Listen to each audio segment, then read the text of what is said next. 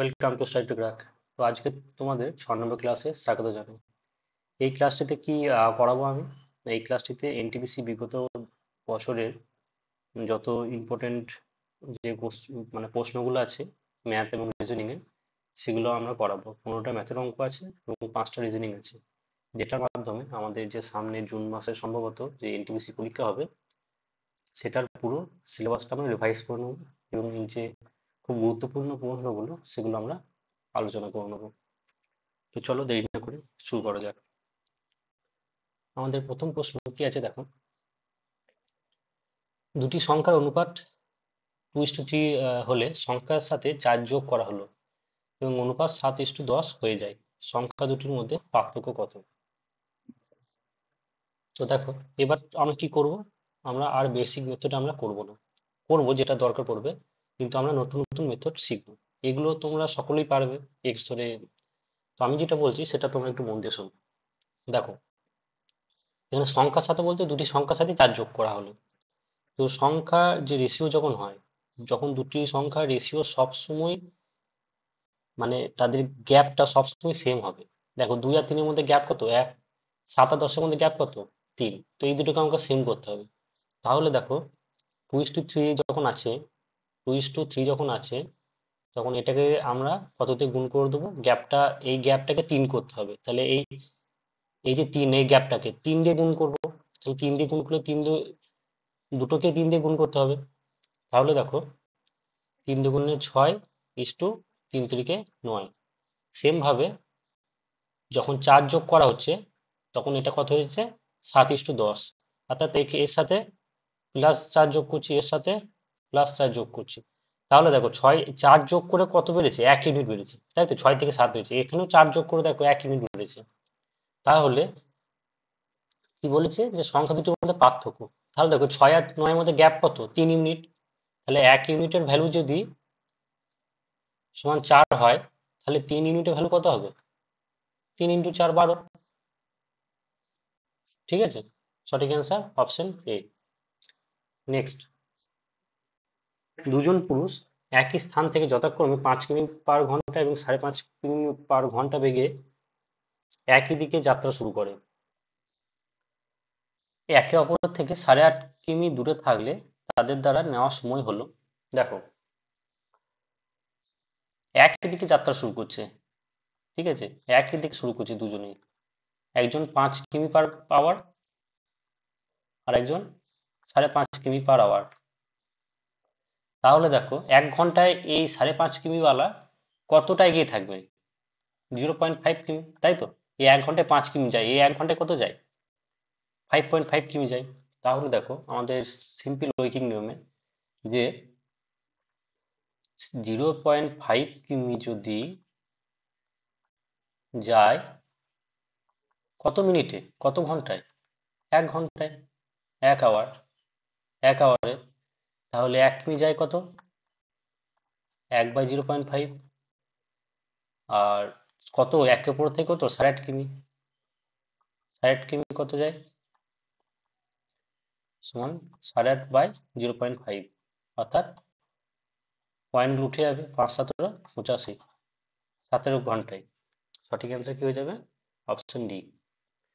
এটা শর্টকাট। কি শর্টকাট? যখন এরকম আসবে তখন এই দুটো ডিফারেন্স করবে কত? 0.5। আর কতটা একে অপর থেকে ডিস্টেন্সে কত আছে, একে অপর থেকে কত দূরে আছে? 8.5। তাহলে 8.5 থেকে ভাগ দিয়ে দেবে 0.5 দিয়ে, তাহলেই চলে আসবে, দেখবে 17 ঘন্টা। নেক্সট, 2 বছরের জন্য একটি নির্দিষ্ট অঙ্কের টাকার উপর বার্ষিক 4% হারে চক্রবৃদ্ধি সুদ এবং সরল সুদের পার্থক্য হলো 20 টাকা। টাকার পরিমাণ নির্ণয় করুন। আচ্ছা,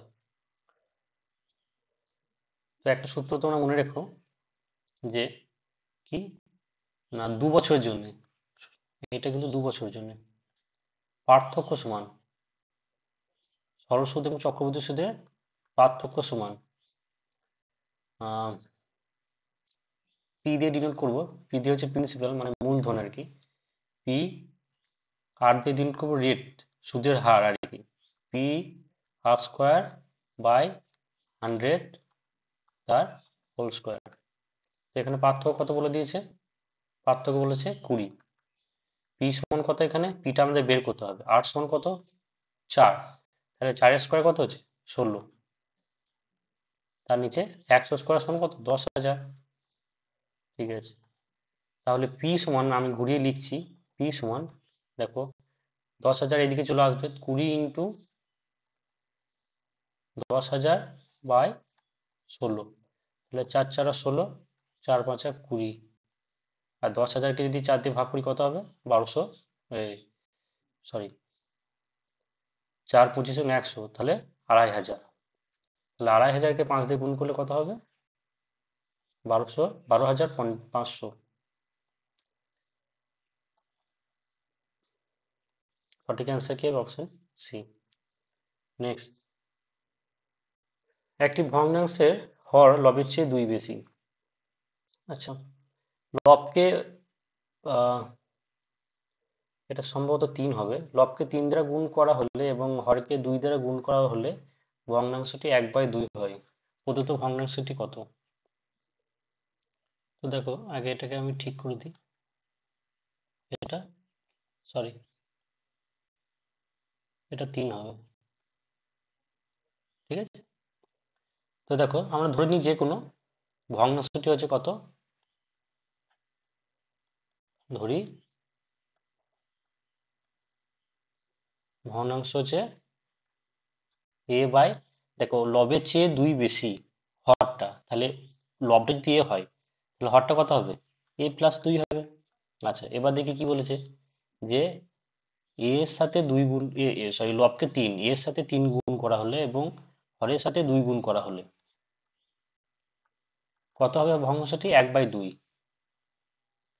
তাহলে এবার দেখো 2 এর সাথে 2 কেটে গেল, দেখো 3টা এদিকে চলে আসবে, তাই তো, তাহলে a+2 সমান হচ্ছে 1/3।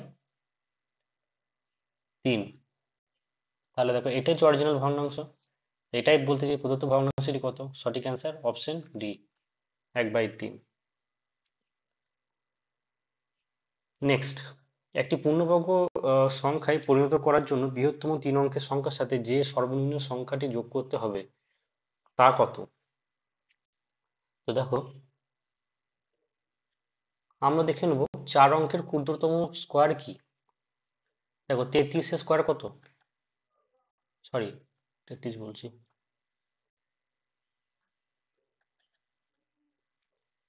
আমরা দেখব যে 3 অঙ্কের সব থেকে বড় স্কোয়ার কত, 31 এর, 31 এর স্কোয়ার কত 961।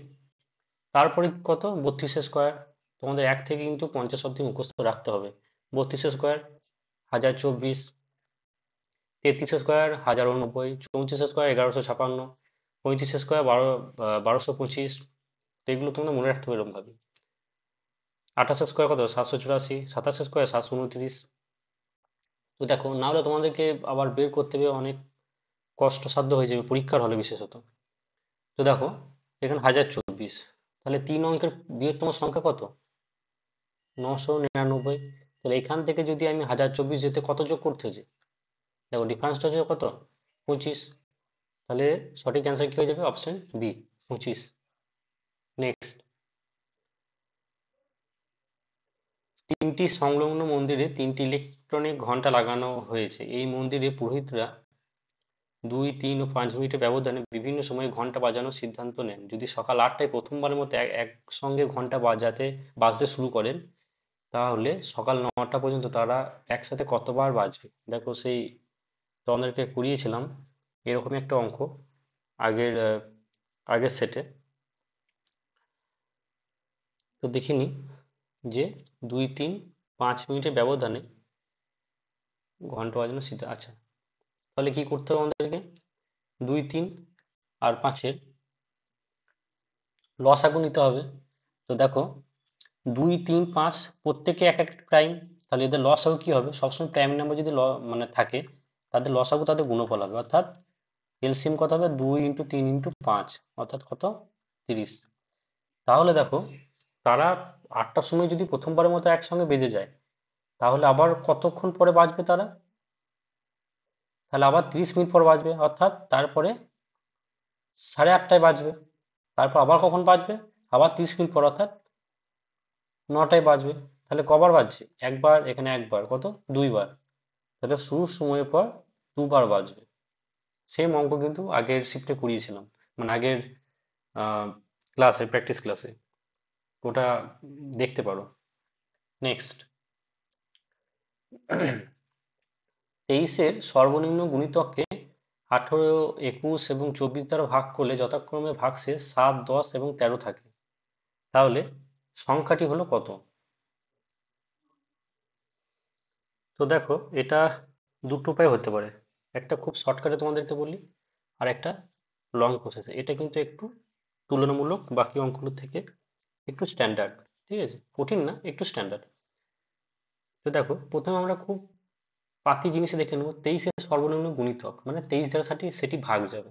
দেখো এক্ষেত্রে এই যে 23 দ্বারা ভাগ করি, মিলে নাকি দেখি। 23 দিয়ে ভাগ করলে কত? 23, 1, 8, 81, 3, 30, 3, 23, 69, 21, 213। এটা হচ্ছে না, 13। আহ, এটা এটা এটা যাচ্ছে না। ঠিক আছে, একে যদি 23 দ্বারা দেখি, দেখো 23, 1, 8, 83, 3, 23, 69, 141। 141কে 23 দিয়ে দেয়? 23, 6, 3, না, এটাও যাচ্ছে না, 6 সামথিং কিছু একটা হবে। ঠিক আছে, এবার দেখো, আর এটা কত হলো যেন, 135 সামথিং কিছু একটা এলো। ঠিক আছে, এবার দেখো, এবার আমরা কি চেক করব? এটা দেখবো 3103, একে 23 দিয়ে দেখবো। তো দেখো, একে যদি 23 দিয়ে দেখি, প্রথমে কত দিয়ে যাবে? 1 দিয়ে গেল, তারপর 23, 8, 80, 3, 23, 69, 11, 113, 4, 23, 92, 134 সামথিং কিছু একটা হবে। সব পয়েন্ট আছে, ঠিক আছে। এটা দেখি 23 দিয়ে, 23, 1, 1, 7, 71, 3, 23, 69, 2, 23, আচ্ছা, 1। তো দেখো, একমাত্র এটাই হচ্ছে 23 দ্বারা ভাগ যাচ্ছে, সঠিক অ্যান্সার কি? Option D. এটাই হলো তোমাদের প্রেজেন্স অফ মাইন্ডের খেলা। সেখানে যদি তোমরা এরকম ভাবে করতে পারো, খুব তাড়াতাড়ি হয়ে যাবে। তাছাড়া দেখি কিভাবে করবো আমরা। তো তোমরা একটা জিনিস দেখো, ঠান্ডা মাথায় ভাববে। ঠিক আছে, 23-এর মানে যে সর্বনিম্ন গুণিতক, মানে 23 দ্বারা যে সংখ্যাটা ভাগ যাচ্ছে, সেই সংখ্যাটাকে, এই যে সংখ্যাটা ধরো, যে কোনো একটা সংখ্যা 23 দ্বারা ভাগ যাচ্ছে, সেই সংখ্যাটাকে যখন 18, 21, 24 দ্বারা ভাগ করব, তাহলে ভাগশেষ কি থাকবে? 7 থাকবে, 10 থাকবে, 13 থাকবে। কিন্তু একটু লক্ষ্য করে দেখো যে এদের গ্যাপটা দেখবে, যখনই বলবে না এরকম তিনটা আলাদা আলাদা ভাগ থাকবে, এদের গ্যাপটা দেখবে। কখনো কখনো এটা সেম হবেই। ধরো 18 থেকে 7 কত? 11। 21 থেকে 10 কত? 11। 13 থেকে 24 থেকে 13 কত? 11। কোনো না কোনো ভাবে সেম হবে। যদি ডবল করে দিত, সেখানেও কিন্তু হতো। ঠিক আছে, দেখবে মানে দুবার যদি করে করতে হয়, ধরো যখন পরে আবার কোশ্চেন আসবে আরো ডিটেলসে তোমাদের বুঝিয়ে দেবো। তো দেখো এদের গ্যাপটা কত হবে? 11। ঠিক আছে, এবার কি দেখো, মানে এটা বলতে চাইছে যে ধরো কোনো একটা সংখ্যাকে, ধরো কোনো 18, 21 আর 24-এর যখন এলসিএম নেবো, তার গুণিতক যে হবে, যে সংখ্যাটা বেরোবে, সেই সংখ্যা থেকে যখন আমি 11 বাদ দেবো, যে সংখ্যাটা পাবো, সেই সংখ্যাটাকে 18, 21 এবং 24 দ্বারা ভাগ করলে এরকম ভাগশেষ থাকবে 7, 10, 13। বুঝতে পেরেছো? এটা বিয়োগ দিতে হবে। যখন শুধু বলতো 18, 21, 24 দ্বারা ভাগ করলে 5 অবশিষ্ট থাকে, তখন কি এলসিএম, এটা যদি এলসিএম হয়, এলসিএম এর যদি মাল্টিপল হয়, তার সাথে 5 যোগ করে দিতাম। এখানে কি হতে হবে? এটা শুধু বিয়োগ দিতে হবে। ঠিক আছে, তো এবার দেখে নিই আমরা 18, 21 এবং 24-এর এলসিএম। তো প্রথমে দেখো, আমি 18, 21-এর এলসিএম দেখে নেবো প্রথমে। আমি যেভাবে করব, 3, 6, 18, 21 যদি এলসিএম নিই, 3, 3, 6, 18, 3, 7, 21, এই কাটাকাটি করলাম। ঠিক আছে, তাহলে হাতে কত? 3 রইলো। তাহলে 3, 7, 21, আর সরি, 3, 7, 21, হ্যাঁ, 126 আর 24-এর এলসিএম, 126 আর 24-এর। ঠিক আছে, এটা দেখো 6 দিয়ে কত যাবে? 21, 4।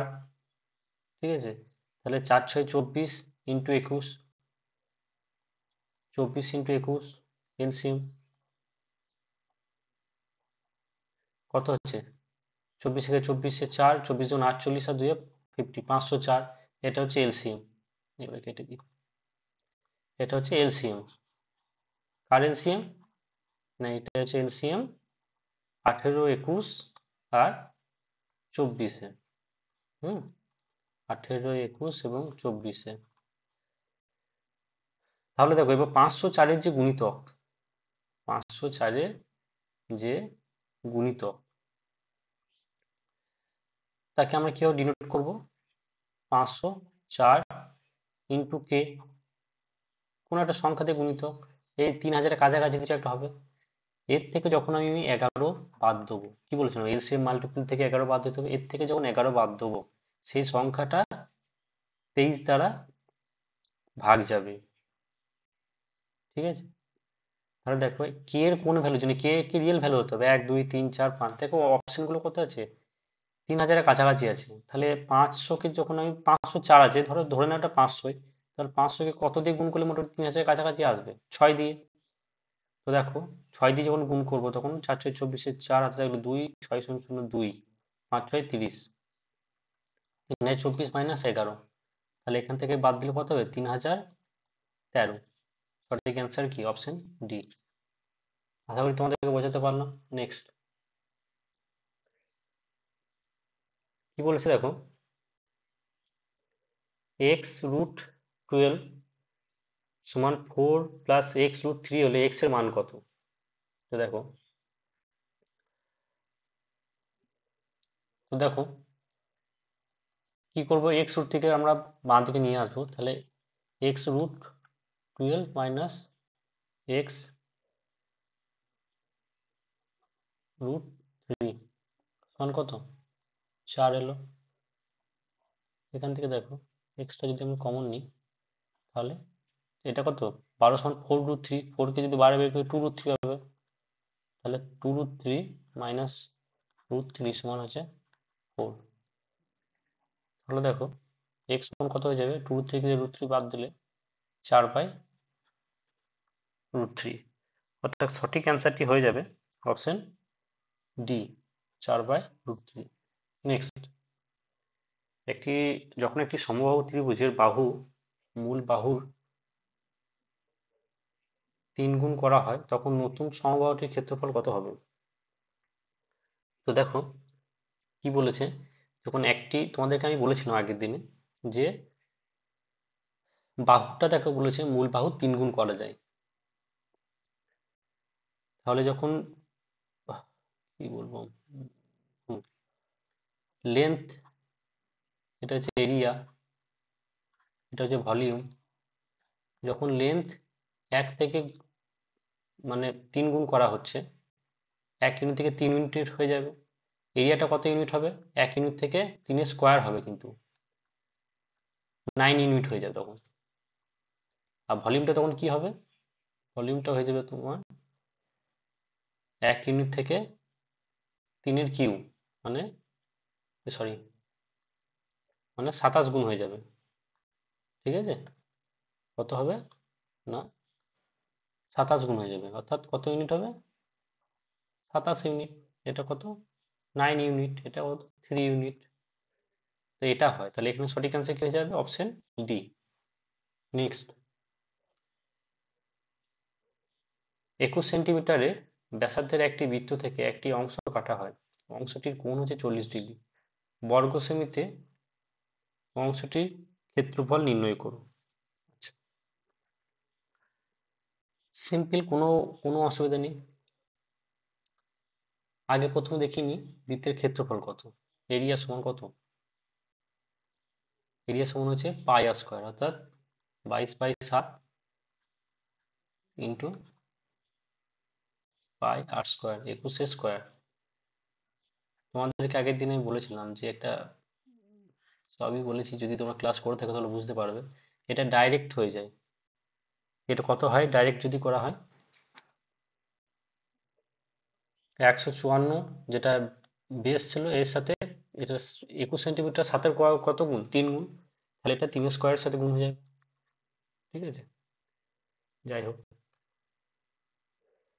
তো দেখো এখানে কি হবে, 3×7 = 21, তাহলে কত এখানে 22 ইন্টু 63, 2টাকে আমি এদিকে দিয়ে দিলাম, কত হলো 3×6, 6×12 ইন্টু 11।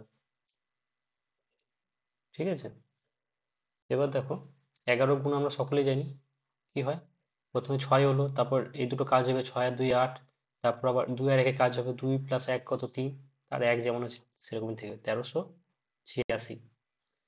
দেখো এটার ভ্যালু কত, 1386 হচ্ছে ভ্যালু 360 ডিগ্রি।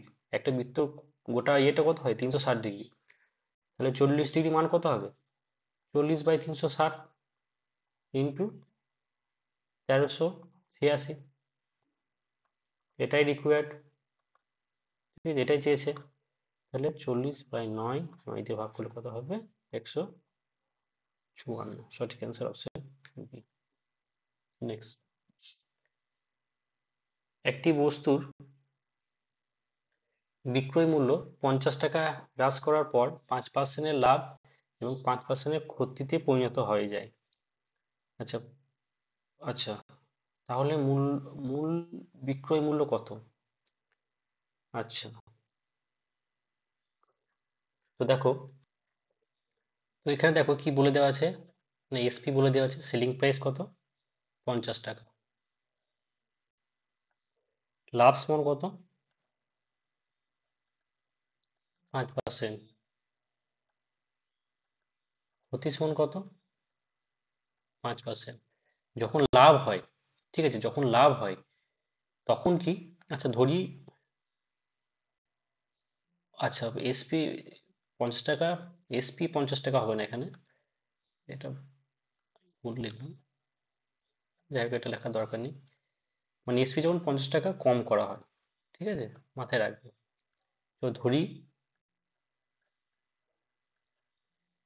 এসপি সমান হচ্ছে এক্স, ঠিক আছে, দেখো যদি এসপি এক্স টাকা হয়, তখন লাভ যদি 50% হয়, তাহলে এই ক্ষেত্রে কি হবে, কস্ট প্রাইস কত হবে, এক্ষেত্রে কস্ট প্রাইস হবে কত হয়, দেখো 105, 5% যখন লাভ হয় তখন কি করি, 105/100 ইন্টু সিপি সমান কত হয়, এসপি 5, 5 টাকা লাভ 100 টাকায়, তাহলে 105/100, তাহলে সিপি সমান কি হয়, এসপি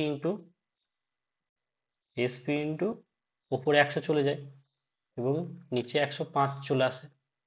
সেরকমই দেখো 5% লাভ যদি হয়, এসপি যদি এক্স টাকা হয়, তাহলে সিপি কস্ট প্রাইস মানে অর্থাৎ ক্রয় মূল্য হবে কত না, এক্স ইন্টু ওপরে 100 যাবে, নিচে কত 105।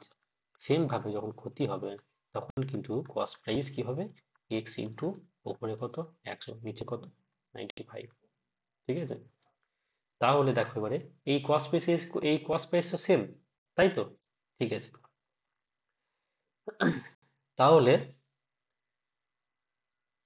আচ্ছা এইখানে কিন্তু আমি একটু ভুল লিখলাম, এই কারণে ভুল লিখলাম, দেখো এটা কখন হয় বলেছে, এটা বলেছে যখন 50 টাকা কম হয়, এটা যখন 50 টাকা কম হয় সেলিং প্রাইসে থেকে, ঠিক আছে, তাহলে এটা x-50 যখন হবে বিক্রয় মূল্য, তখন এটা হবে, তাহলে এই দুটো কস্ট প্রাইস সেম, তাহলে আমরা এই দুটোকে সেম করে দেবো, তাহলে যদি সেম করি কত পাবো, এক্স ইন্টু 100/105 সমান x-50 ইন্টু 100/95। তো দেখো এখানে 100 কাটাকাটি চলে গেল, 5×21, 5×19=95, ঠিক আছে, 21কে যদি এদিকে নিয়ে যাই, আমি 19কে যদি এদিকে নিয়ে আসি, তাহলে 21 এর সাথে 19 যদি এদিকে চলে আসে, তাহলে দেখো এখানে কত আসবে, 21x-19x, এই 19xটাকে ডান দিকে নিয়ে চলে এলাম, আর 21-এর সাথে 21 গুণ হয়ে গেল, 21-এর সাথে 50-এর যেটা গুণটা হবে সেটা বাঁ দিকে চলে আসবে, তাহলে 21-এর সাথে 50-এ গুণ করলে কত হয়, 5×1=5, 5×2=10, 1050। তাহলে দেখো সেম ভাবে এটাকে ঘুরিয়ে লিখছি, 2x সমান কত 1050, তাহলে x সমান কত 525 টাকা। এটা খুব ভালো প্রশ্ন, ঠিক আছে, সঠিক অ্যান্সার অপশন বি। নেক্সট, যখন 10 মিটার উচ্চতার একটি পোলের ছায়া 1013 মিটার হয় তখন সূর্যের কৌণিক উচ্চতা কত হয়? আচ্ছা, তো দেখো কি বলেছে, ধরো এখানে সূর্য আছে, এটা হচ্ছে একটা পোল, এর ছায়াটা কতটা গিয়েছে, এতটা গিয়েছে ধরো, ঠিক আছে? তাহলে এটা কত উচ্চতা বলছে, 10 মিটার, এবং এটা কত বলছে, 1000। 1 মিনিট, জাস্ট মিনিট, এটা একটু ডাটাটা ভুল আছে, এটা হবে,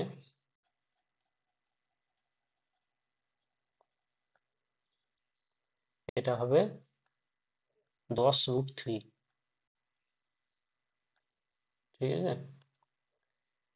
তো sorry, তো এটা বলছে কত, 10√3, তাহলে কি ট্যান থিটা সমান আমরা কি জানি, লম্ব বাই ভূমি, 10/10√3, তাহলে 10 10 কেটে গেল, 1/√3, অতএব থিটা সমান কত হচ্ছে, 30 ডিগ্রি, কারণ ট্যান থিটার মান কত, মানে ট্যান 30 ডিগ্রি মানই হচ্ছে 30 ডিগ্রি, অর্থাৎ এটা কত মান,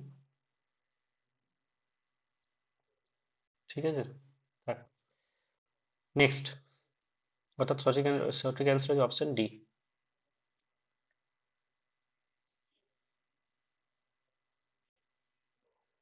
প্রদত্ত স্তম্ভ লেখচিত্রের উপর ভিত্তি করে 2004 থেকে 2008 সাল পর্যন্ত মোবাইল ফোনের বিক্রয় বৃদ্ধির আনুমানিক শতাংশ গণনা করো। তো দেখো এখানে 2004 থেকে 2008 সালে, 2004-এ কত আছে, 35, এটা মানে কত, এটা কত আছে 35, 2008 সালে কত হচ্ছে, 70। তো দেখো 35 থেকে 70 কত বেড়েছে, 35 বেড়েছে, অর্থাৎ কত পার্সেন্ট বেড়েছে, 100% বেড়েছে, একদম মুখোমুখি হিসাব, অপশন সি। নেক্সট,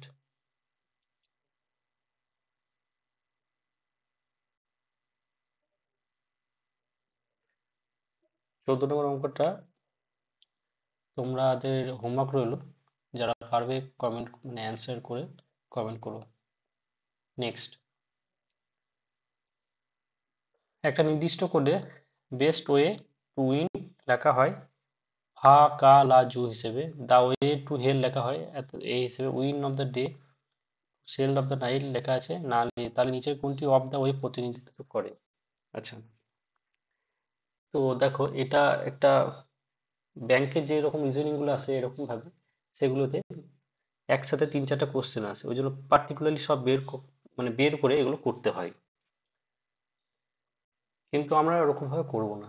এখানে আমরা সিম্পল দেখবো কি আছে, প্রথমে অফ দা ওয়ে বের করতে হবে, অফ, অফ কোথায় আছে এখানে, উইন অফ দা ডে, আচ্ছা, to sell of the night, দেখো অফ এখানে দুটো কমন আছে, আর কিছু কমন আছে, win of the day, to sell, কিছু নেই, তাহলে এখানে কমন কি আছে দেখো, না লু ফু কা, না লু ফু কা, না লি ইয়া লা, তাহলে অফের কি হচ্ছে এখানে, অফের হচ্ছে না। তারপর দেখো the, best way to win, the, the way to hell, এখানে দেখো দা ওয়ে টু হেল, দেখো এখানে দা আছে, আর কোনো কিছু কমন নেই, তাহলে এখানে দেখি কি কমন আছে, এদের কোডগুলোর মধ্যে লু লা হু ফা, না লু ফু কা, দেখো এখানে লু কমন আছে, তাই দায়ের ইয়ে হচ্ছে লু, ঠিক আছে? এটা হলো, এবার দেখি না লু, আচ্ছা way, best way to win, তো দেখো ফা কা লাজু, আর এখানে দা ওয়ে টু হেল, লা লা, আচ্ছা এখানে দুটো লা কমন আছে কিন্তু, হু ফা, ফাও কমন আছে, বেস্ট ওয়ে টু উইন, আচ্ছা টুটাও আছে, তাহলে দেখো আমরা দেখে নিই এখানে, এখানে কি কি আছে, দেখো না লু এখানে আছে, লু না, এটা তো হবে না, এইখানেও লু না আছে, ঠিক আছে? তাহলে অপশন এ অথবা অপশন ডি এর মধ্যে কিন্তু এটা হতে পারে। আচ্ছা, তো দেখো, এই দেখো এখানে টু আছে, এখানে টু আছে, আর এটাতেও টু আছে, তাহলে এদের মধ্যে কি কমন আছে দেখো, না লি ইয়া লা। এখানে কি আছে দেখো, লু লা হু ফা। এখানে হচ্ছে ফা খা লা। তাহলে টু এর কোড হচ্ছে কি লা। টু এর কোড যদি লা হয় তাহলে আর একটা কোড অর্থাৎ ও এর কোড কি হবে, ফা হয়ে যাবে। এখানে ফা, এখানেও ফা। তাহলে না লু ফা, অর্থাৎ সঠিক অ্যান্সার হচ্ছে অপশন ডি। নেক্সট, নিচে তথ্যগুলি পড়ুন এবং প্রশ্ন উত্তর দিন। আচ্ছা, আমরা কিন্তু নামগুলো ইংলিশে লিখবো, ঠিক আছে। 5 জন মহিলা, Simran, Vaishali.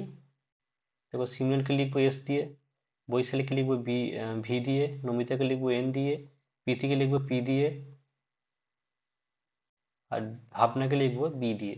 BH A V N A ভাবনা হবে, ঠিক আছে। তারা সবাই বৃত্তাকার টেবিলের কেন্দ্রের দিকে মুখ করে চারপাশে বসে আছে।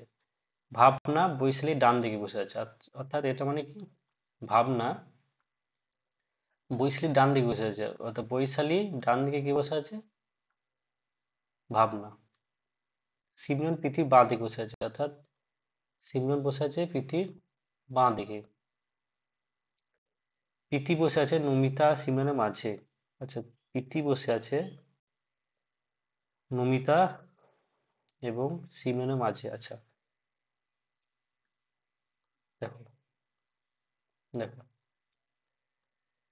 যে প্রীতি যদি সিমরন আর নমিতার মাঝে বসে থাকে এবং সিমরন যদি আগেটা দেখো প্রীতির বাঁ দিকে থাকে, তাহলে প্রীতির বাঁ দিকে সিমরন রইলো, ডান দিকে কে থাকবে, নমিতা থাকবে। তাহলে তাই তো। আর থ্রেড ভিতরে কি বলেছিলাম যে তোমাদেরকে সাইড লেখা দরকার নেই, জাস্ট এরকম করবে, 5টা করবে, এটার পরে কি আছে, আবার এই আছে, এটা ধরে নেবে। আর সবসময় কোন দিকে মুখ করে থাকে, সামনের দিকে। এটাকে যখন এরকম করে একটু বেঁকিয়ে দেবো, এটাকে যখন একটা ব্যান্ড করে দেবো এরকম ভাবে, তাহলে দেখো গোল যদি হয়ে যায় এরকম ভাবে, তাহলে দেখো এস পি যদি এরকম করে বসায়, এরকম ভাবে কিন্তু বসে যাবে। এস পি এন, এটাকেই কেটে যখন করছি তখন এটা কিন্তু হচ্ছে, এটা হচ্ছে, ঠিক আছে। এবার কি বলি দেখো, বৈশালী ডান দিকে, ভাবনা বসে আছে, তাহলে বি আর ভি হয়ে গেল। তাহলে এখানে কি হবে বি, এখানে কি হবে বি। দেখো বি এর ডান দিকে কে আছে, সিমরন। এখানে বি এর ডান দিকে কে আছে, সিমরন। তাই এই মেথডটা করবে, খুব কাজে দেবে। দেখো নমিতার ডান দিকে কে বসে আছে, নমিতার ডান দিকে বসে আছে কে, বৈশালী, অর্থাৎ অপশন বি। নেক্সট,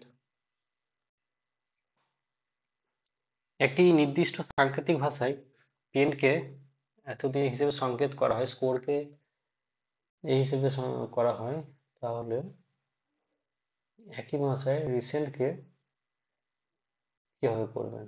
আচ্ছা, তো দেখো, উম, দেখা যাক কিভাবে এটা। উম, তো দেখো এখানে কিন্তু তুমি কোনো লজিক খাটাতে যেও না। এরকম যদি আসে যখন, যে পি এর থেকে 8 কি করে হলো, এ থেকে 3। তো দেখো এখানে কি করেছে, যেটা যে রিসেন্ট, দেখো আর ই এখানে আছে, সি এখানে সি আছে, এখানে ই আছে, এন কোথায় আছে, এখানে আছে, এক একটা কোড ওরা নিজে থেকে বানিয়ে দিয়েছে কিন্তু। টি, দেখো আর ই কোড কি হবে, আর ই শেষে কত আছে, 6 1। তাহলে আর ই কোড কত হবে, 6 1। সি এর কোড কত হবে, 9 হবে। তো দেখো এটাই হয়ে যাবে, আর কোনো অপশন তো নেই। 6 1 9 1 2 7, তোমরা ক্রস চেক করতে পারো। নেক্সট, তো দেখো এটা, দ্বিতীয় পদটি প্রথম পদের সাথে সম্পর্কিত, একইভাবে তৃতীয় পদের সাথে সম্পর্কিত বিকল্পটি নির্বাচন করুন। সুখ দুঃখ, ঠিক আছে। তাহলে দ্বন্দ্বের সাথে কি হবে, তোমরা সকলেই জানো, অপশন সি, সম্প্রীতি হবে। নেক্সট, অন্য 3টি থেকে আলাদা শব্দ নির্বাচন করুন। তো অন্য 3টি থেকে শব্দ আলাদা, শব্দ কি হবে, দেখো নিবেদিত, বিশ্বাসঘাতক, বিশ্বস্ত, অনুগত। তো সবকটাই দেখো সেম, নিবেদিত, বিশ্বস্ত, অনুগত এক ধরনের, আর বিশ্বাসঘাতকটা একটা নেগেটিভ ওয়ার্ড। Option B. দেখো এখানে কি হচ্ছে, ব্লাড রিলেশন দিয়েছে। একই ছবির দিকে ইঙ্গিত করে রোহিত বলেন, সে আমার বাবার একমাত্র ছেলের মেয়ে। ছবি, ছবির মেয়েটির সাথে রোহিতের সম্পর্ক। তো কি হয়েছে দেখো, কে ইঙ্গিত করে, রোহিত ইঙ্গিত করে। আচ্ছা, রোহিত, ঠিক আছে। রোহিত রোহিত কি বলেছে? সে আমার বাবার, আমার থেকে শুরু করবো যখনই, রোহিতের আমার বাবার, রোহিতের বাবা বাবা রোহিত রোহিত সাধারণত ছেলে হয়, ঠিক আছে? যদি বলা না থাকে তাও এখন কিছু আমরা করবো না। ছেলে হলে স্কোয়ারের মধ্যে ভরবো, আর মেয়ে হলে গোলের মধ্যে ভরবো। রোহিতের বাবা, বাবা মেল, রোহিতের বাবা আমার বাবার একমাত্র, আমার বাবার একমাত্র ছেলে, ছেলের মেয়ে, ঠিক আছে? একমাত্র ছেলে কে হচ্ছে? রোহিত হচ্ছে, তাই তো? আমি ঠিক করছি তো? রোহিতের বাবার, আমার বাবার একমাত্র ছেলে রোহিতই হচ্ছে, একমাত্র ছেলের মেয়ে, তার মেয়ে হচ্ছে,